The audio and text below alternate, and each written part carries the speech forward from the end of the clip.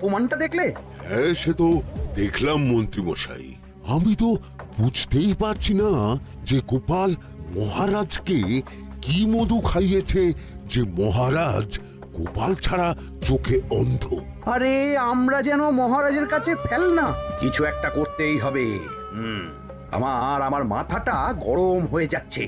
গোপালের মতন রাজসভার ময়লাকে যতক্ষণ না ফেলা যাচ্ছে ততক্ষণ আমার মাথা জ্বলন্ত কয়লা হয়েই জ্বলবে। পণ্ডিত মশাইয়ের মাথায় একটা বুদ্ধি আছে মন্ত্রী মশাই। আপনি যদি সেই অনুযায়ী উঁচির কাজ করেন তাহলে বেটা গোপালের কপালে দুর্গতির সীমা থাকবে না। এই কি বুদ্ধি, কি বুদ্ধি? আপনি বরং এই ব্যাপারে পণ্ডিত মশাইয়ের সাথে একবার আলোচনা করে নিন। আমি চলি, কেমন? আমি চলি। হ্যাঁ হ্যাঁ, এসো এসো এসো এসো।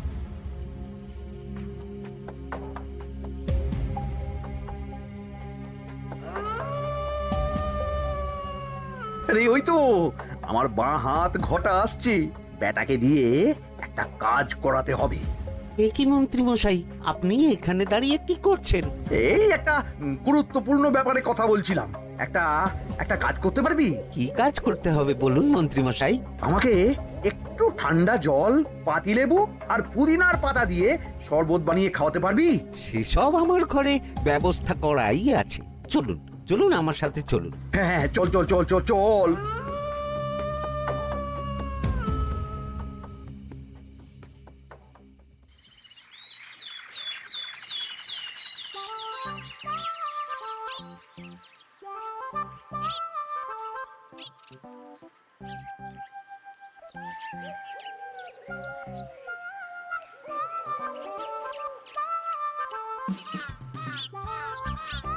কি ব্যাপার পণ্ডিত, এত গুম মেরে আছো কেন? সকাল সকাল গিন্নি খুব বকেছেন মনে হচ্ছে। গিন্নির বাক্য সুধায় কান ভরে গেছে, আর কিছুই কানে ঢুকছে না। আরে দাঁড়াও দাঁড়াও পণ্ডিত, দাঁড়াও জ্যোতিষী। পণ্ডিত তো আমার কথা শুনতেই পেল না মনে হচ্ছে। তুমি তো দূর থেকে বলেছো, আমি তো বলেছি পাশ থেকে, তাতেও শুনতে পাইনি। কানের পোকা হলো নাকি? কি গো পণ্ডিত, ব্যাপার কি? কেমন বুঝছো? এ তো ভয়ানক কর্ণকোষ্ঠবদ্ধতার লক্ষণ। তুমি কচু বুঝেছো? আমার হয়েছে কর্ণগোপাল, তোমাদেরও হতো, কিন্তু তোমাদের দোকান কাটা বলে হয়নি। তুমি আমাদের অপমান করছো। তোমাদের অপমান বোধ থাকলে কোনো শব্দই কানে ঢুকতো না, শুধু একটাই শব্দ কানে বাজতো, গোপাল গোপাল গোপাল। এবারে রাজসভায় কিভাবে হেনস্থা হতে হলো মনে নেই?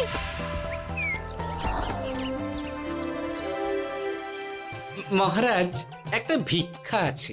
ভিক্ষার জন্য কৃষ্ণনগরের রাস্তাই সবচেয়ে উপযুক্ত জায়গা গোপাল, তুমি বরং সেখানেই যাও। মন্ত্রী, মন্ত্রী মশাই ঠিকই বলেছেন মহারাজ। যে যার নিজের জায়গা থেকে কথা বলে। কুকুর বলে ভৌ ভৌ, বেড়াল বলে মিউ মিউ, কাক বলে কা কা। মন্ত্রীর ভিক্ষার জায়গা কৃষ্ণনগরের রাস্তা, আর গোপালের ভিক্ষার জায়গা মহারাজ কৃষ্ণচন্দ্রের দুয়ার। বলো কি ভিক্ষা? বাড়িতে পুজো আছে মহারাজ, খরচা অনেক, কিছু ঋণ আবশ্যক। যদি 100 মোহর। ঋণ তোমাকে আমি দিতে পারবো না গোপাল। পুজো উপলক্ষে তোমাকে আমি 100 মোহর দিলাম। মহারাজ, আমিও ঠিক এই কথাটাই বলতে যাচ্ছিলাম। আমরাও তাহলে বাড়িতে পুজো করব। পুজোর জন্য আমাদের অনেক খরচ, তাই যদি...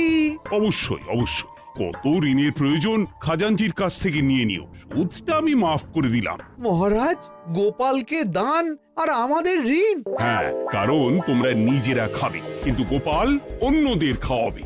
গোপালের মতো মানুষের সঙ্গে থাকাই হলো রাজধর্ম। কিন্তু তাছাড়াও তোমরা হলে 80 যাই বেতন পাই দলের লোক।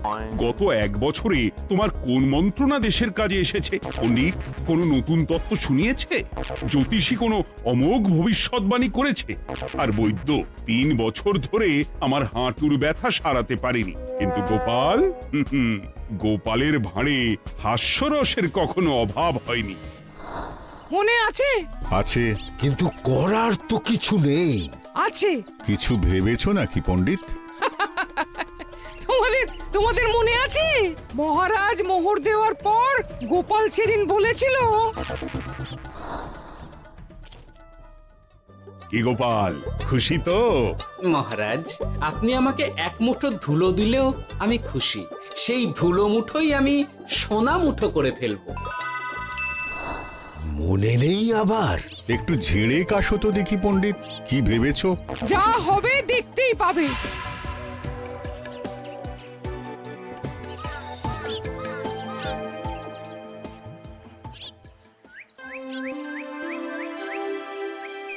মহারাজের জয় হোক, মহারাজের জয় হোক।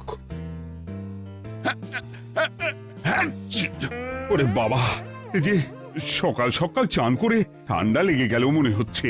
মহারাজ, ওই কবি গান উপলক্ষে গত মাসটা আমি কৃষ্ণনগরের কোণে কোণে ঘুরে বেরিয়েছি। প্রজাদের মধ্যে একটা অসন্তোষ আমি লক্ষ্য করেছি মহারাজ। অসন্তোষ? আমি তো জানতাম আমার শাসনে প্রজারা সুখে আছে। সুখে তারা ভাসছে মহারাজ, কিন্তু একটাই অসুখ, তারা মহারাজের দর্শন পায় না। তারা মহারাজের পদধূলির জন্য আকুল হয়ে আছে, মহারাজের দর্শন পাওয়ার জন্য চাতকের মতো অপেক্ষা করছে। চিত্রকরকে দিয়ে চিত্র অঙ্কন করিয়ে বিলি করে দিলেই হলো।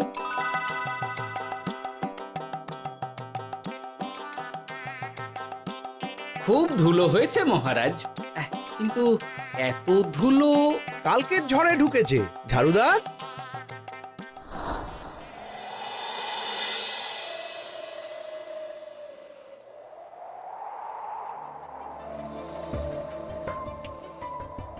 এই সুযোগ, রাজসভা ফাঁকা, এমন ঝড় যে পেয়াদারাও বাইরে নেই। কাজটা সেরে ফেল, বুঝলি? কিরে, কাজটা কর।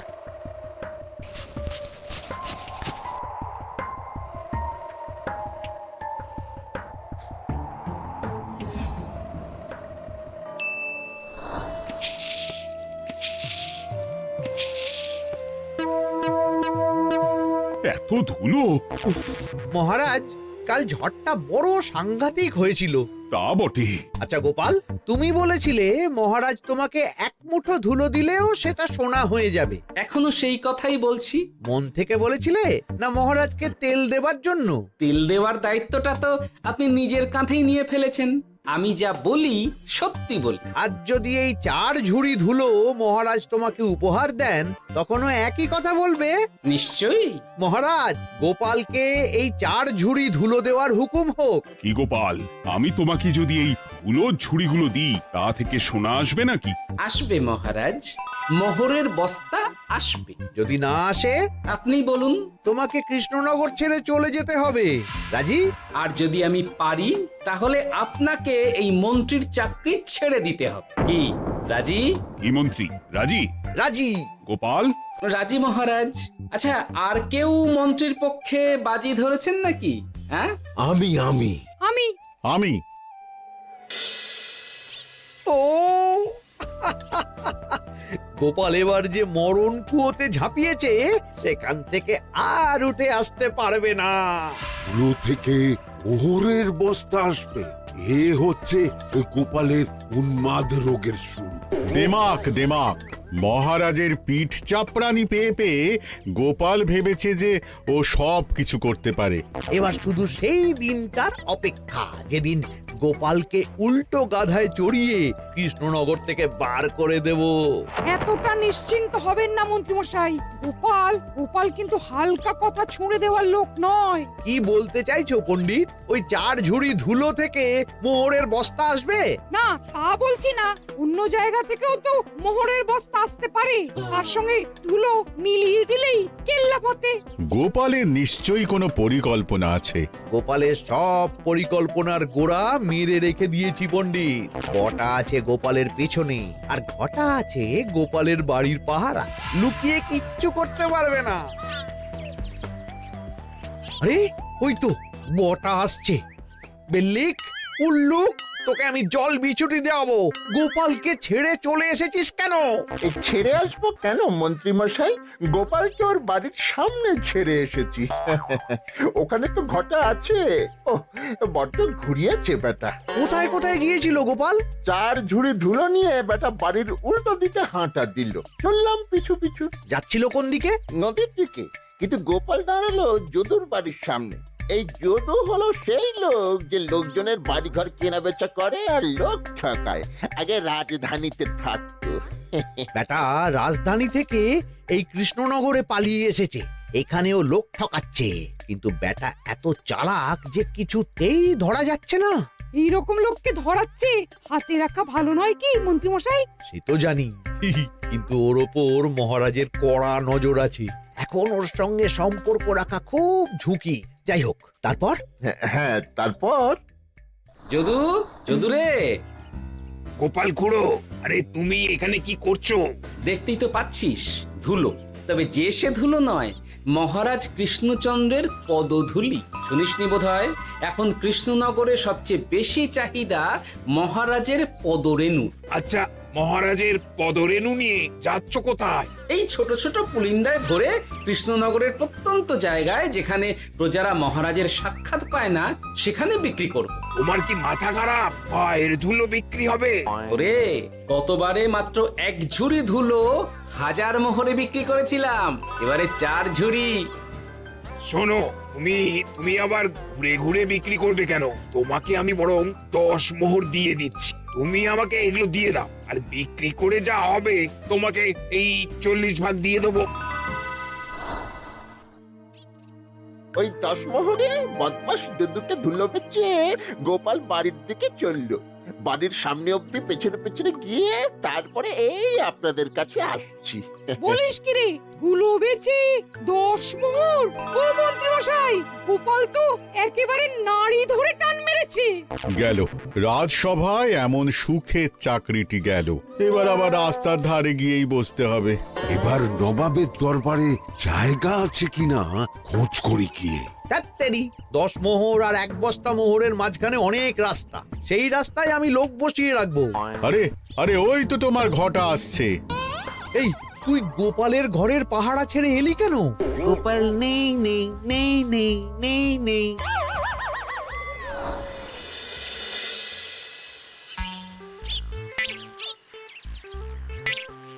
আরে, ভয় পেলি নাকি? না না না না না, ভয় পাবো কেন? শোন, তোকে পেয়ে আমার খুব ভালো হলো বুঝলি। তোকে আমার একটা কাজ করতে হবে। বলো বলো। আসলে বুঝলি, আমার না গিন্নিকে নিয়ে তার বাপের বাড়ি যাওয়ার কথা ছিল, কিন্তু হঠাৎ বিশেষ কাজে আমাকে খামবাজে চলে যেতে হচ্ছে। এখন আমি গিয়ে গিন্নিকে বললে বুঝতেই পারছিস কুরুক্ষেত্র হয়ে যাবে একেবারে। তাই আমি কাউকে খুঁজছিলাম যে আমার বাইরে যাওয়ার খবরটা আমার গিন্নিকে গিয়ে দেবে। তুই পারবি বাবা ঘটা? ওরে বাবা, আরে আরে আরে, ভয় পাস না, তোকে গিয়ে মুখে কিছু বলতে হবে না। এই নে, এই চিঠিটা আমার বউকে দিবি।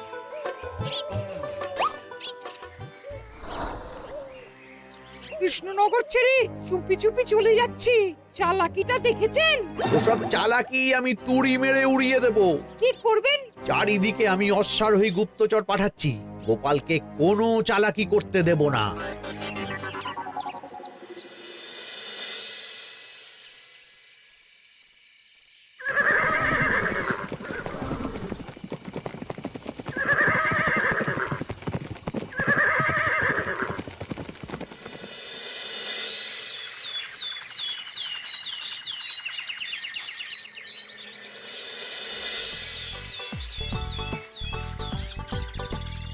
অং বং পিং পং। হ্যাঁ, ওরে বাপ রে, এ আবার কি বলে? মানে বুঝিতে পারিলে না? অং বং পিং পং অর্থাৎ আইসো আমার নিকট বিদেশি জাদু শরবত আছে। ইহাতে তৃষ্ণা নিবারিত হয়, শক্তি বৃদ্ধি হয়, ঘুম ভালো হয়, সম্পর্কের উন্নতি হয়, জামা কাপড় ফর্সা হয়, তু শব্দ না করে সকাল সকাল কষ্ট পরিষ্কার হয়। মূল্য মাত্র 1 মোহর। বোঝো, ওইটুকু অং বঙ্গের মধ্যে এত কিছু? ঠিক আছে, তা দাও দেখি। আপাতত টেস্টটা তো মিটু, বাকিগুলো পরে বোঝা যাবে।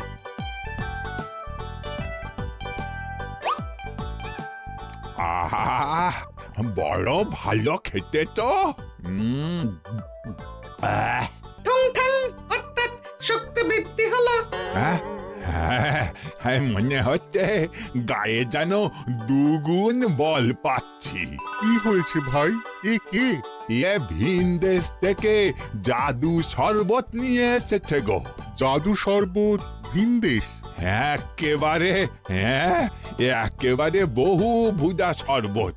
খেলে তেষ্টা যাবে, গায়ে জোর হবে, ঘুম হবে, সম্পর্ক ভালো হবে, জামা কাপড় ফর্সা হবে, সকালে হ্রাস করে পেটও পরিষ্কার হবে। সে কি? দাও গো ভাই, আমাকেও দাও। গুড় জল, সঙ্গে একটু ভাজা মশলা, আমচুর আর বিট নুন, শুদ্ধ দেশি জিনিস। জানলে কেউ ছুঁয়েও দেখতো না, কিন্তু একটু বিদেশি গন্ধ দিতেই একেবারে হট্ট মেলা। আরে তোমরাও এসেছো দেখছি। সং সং শঙ্কা, লং লং লঙ্কা। মানে অর্থাৎ এই শরবত খেলে আর শঙ্কা নাই, বুদ্ধি লঙ্কার মতন ঝাল হয়ে যাবে। তারপর ডং ডং ডঙ্কা, টং টং টঙ্কা, ফাইন ফাইন, অর্থাৎ টাকা আসবে আমার কাছে।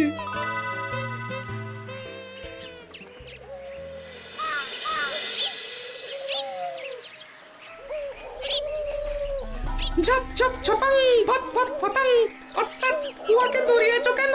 বেটা জোচ্চোর অনেককে ঠকিয়েছে। অনেক দিন থেকে তককে তককে ছিলাম। এবার এই ধুলো নিয়ে মহারাজের পায়ের ধুলো বলে বিক্রি করছিল। একটা বেনামি চিঠিতে খবর পেয়ে বেটাকে ধরেছি। ব্যাং ব্যাং বিগ ব্যাং, অর্থাৎ বাহ বাহ বাহ বাহ। বেনামি চিঠিটা আমি দিয়েছিলাম বাবু। বাবা যদু, তুমি সেই রাজধানী থেকে কৃষ্ণনগর অবধি মানুষকে অনেক খোল খাইয়েছো। তুমি এতদিন ঘুঘু দেখে এসেছিলে বাবা, এবার গোপাল নামক ফাঁদটা দেখলে। কতবার বলবো এইসব ধুলো আমি গোপালের কাছ থেকে কিনেছি। যা বলার ওই বিচারের সময় মহারাজকে বলবি। চল চল চল চল চল।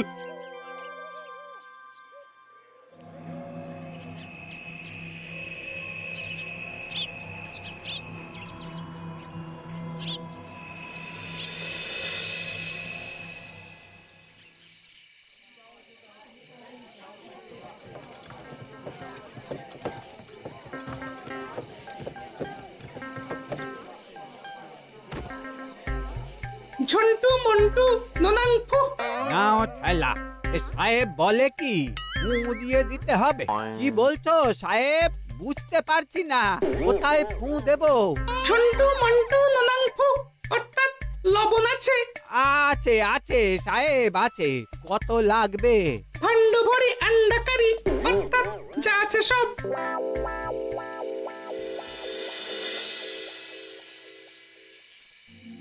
ব্যাস, মোটামুটি আশেপাশে সব দোকানের নুন এখন আমার জিম্মায়। এবার আসল মজা শুরু হবে।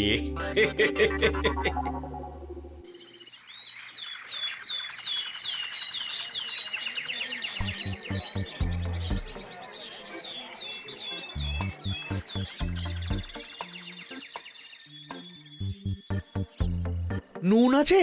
না হুজুর, গোটা কৃষ্ণনগরেই নুন নেই। ওই দেখো, পুরো রাজসভাই বাজারে জড়ো হয়েছে। শান্তামনা, শান্টু মন্টু। আবার কি বলছে রে বাবা? শান্তামনা, শান্টু মন্টু, অর্থাৎ জনগণ শ্রবণ করুন। নান্টু কান্টু, নুন কি নেবেন? আন্টু আন্টু, আসুন আসুন। আমার আমার এক সের নুন লাগবে। শান্টু, অবশ্যই 100 লবণ 10 মোহর। 100 10 মোহর? 10 মোহর লইবেন না লইবেন না? না, নেব না। উত্তম উত্তম, গান্ডা পিণ্ডে ঢিসুম ঢিসুম, অর্থাৎ তাহা হইলে নুনের বদলে গৃহিণীর প্রহার ভক্ষণ করুন। আমাকে 100 নুন দিন। আমাকেও নুন ছাড়া বাড়ি ফিরলে গিন্নি ঘর ছাড়া করবে আমাকে। শুনলাম কৃষ্ণনগর থেকে নুন উধাও। আছে মহারাজ, আছে। কৃষ্ণনগরের সব লবণ আমার নিকটে আছে। 110 মোহর। এত দাম? দাম তো হবেই মহারাজ। লবণ ছাড়া রান্না কেমন হবে ভাবিয়া দেখুন। ঠিকই বলেছ, রাজপাকশালেও তো রান্না বসেনি। 100 সেরের মতন রাজপ্রাসাদে পাঠিয়ে দাও। 1000 মোহর দিয়ে দাও।